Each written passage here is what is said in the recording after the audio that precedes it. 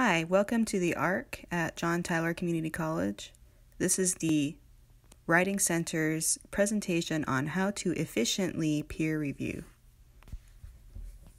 Peer review is a process of trading papers with a classmate in your class by the direction of your instructor in order to receive and give feedback as well as any critique or encouragement for your writing throughout the writing process. So peer review may happen at the beginning with a rough draft, in the middle as you are revising, or even at the end with feedback for your final paper. This process can help to give better ideas, to receive instruction or correction for things that are wrong in your paper, and also to help you prevent certain problems that could affect your grade. So in order to prevent yourself from spending hours and hours trying to figure out how to tell your classmate what's good and what's bad about their paper, this presentation is going to give you a few main things you can look at so that you can efficiently get through the assignment instead of getting overwhelmed or bogged down with all the things that could be changed or things that you like but don't know how to describe to your classmate. So we recommend looking at three main ideas when going through a peer review process. First, what is the assignment? Second, where is the thesis statement? And third, what are the main points of the paper? So what is the assignment? In order to give peer review that is helpful to your peer as well as rather easier to give from your point of view, make sure that you have a look at the rubric, the instructions for the assignment, and any other information that your professor has given you. Your professor has probably talked to your class about the importance of the thesis statement. The thesis statement is what determines what the paper is about, and if a paper is well organized, structured clearly, and makes a logical argument, no matter what the class or the genre of writing, it's going to have a few things. A purpose or a stance, i.e., an opinion that the writer holds and is trying to prove or show. Causes or reasons. Another way to say that is evidence. And then effect or outcome. Another way to say that is importance. So the reason why this argument or this point of view is important, or how it affects society in general, why it's important to the reader who is reading this paper. So one thing that we at the Writing Center recommend, and something that we try to do with anyone who comes in for help, is to ask students when they're showing a paper asking for help to identify where their thesis statement is. This helps them to put that main idea, that purpose and stance, cause, reasons, effect, outcomes, and importance in their mind so that when they're looking at the rest of the paper, they can use that to judge how well the paper is performing those things. As you are reading through your classmate's paper, you can take a look back and forth between the thesis statement that's been identified in the first paragraph, the introduction paragraph, with the main points of the body paragraphs. The body paragraphs should generally follow the organization that's offered by the thesis statement. If the order of the body paragraphs does not match the thesis statement, there's a couple different ways that you can suggest that they change their paper. Either they can restate or rewrite the thesis statement to match the flow of ideas that are in their body paragraphs, or they can take the body paragraphs and switch them around a little bit so that they follow the main ideas of the thesis statement.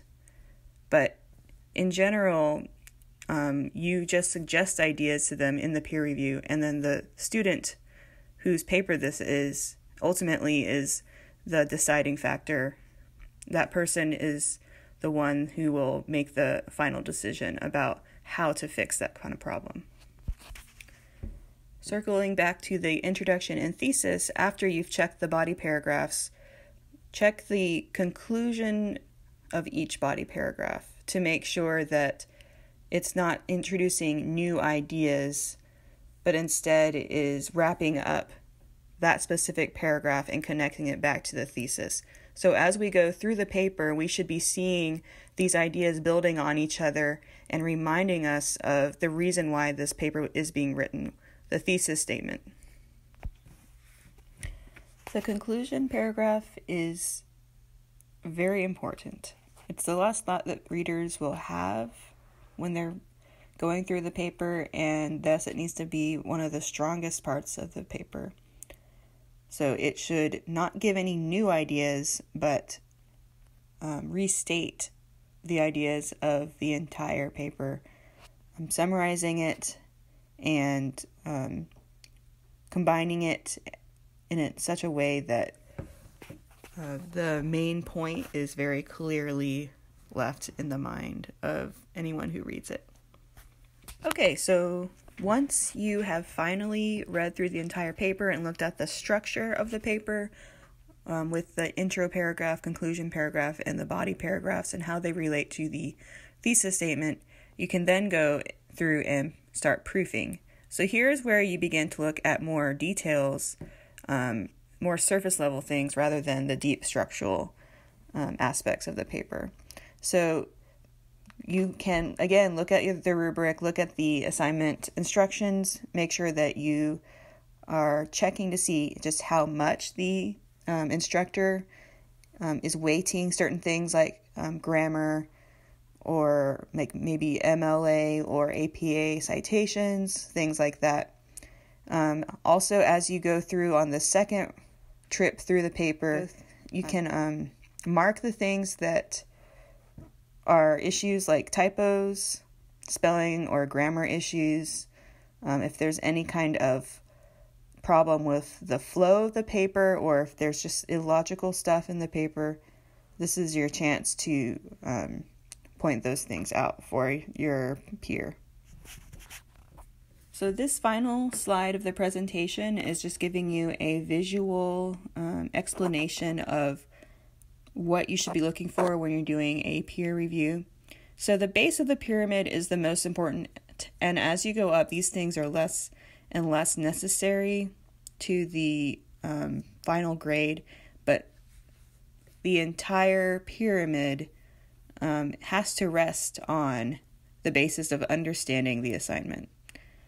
Then checking to see if the factual content is clear, consistent, accurate, especially if it's an interpretation or analysis, if you're noticing any issues of logical fallacies or lack of evidence. This is something you can point out to your classmate.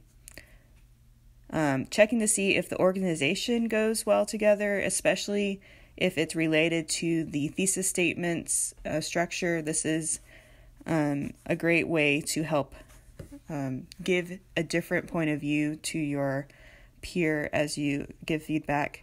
Checking for a flow. It can be as simple as saying to your friend, "Oh, I was a little bit confused that this paragraph came right after that paragraph. I feel like something else should be right there."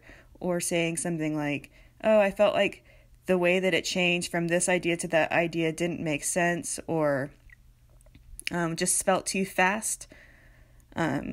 So these types of transitions will really help the reader to go through the paper smoothly.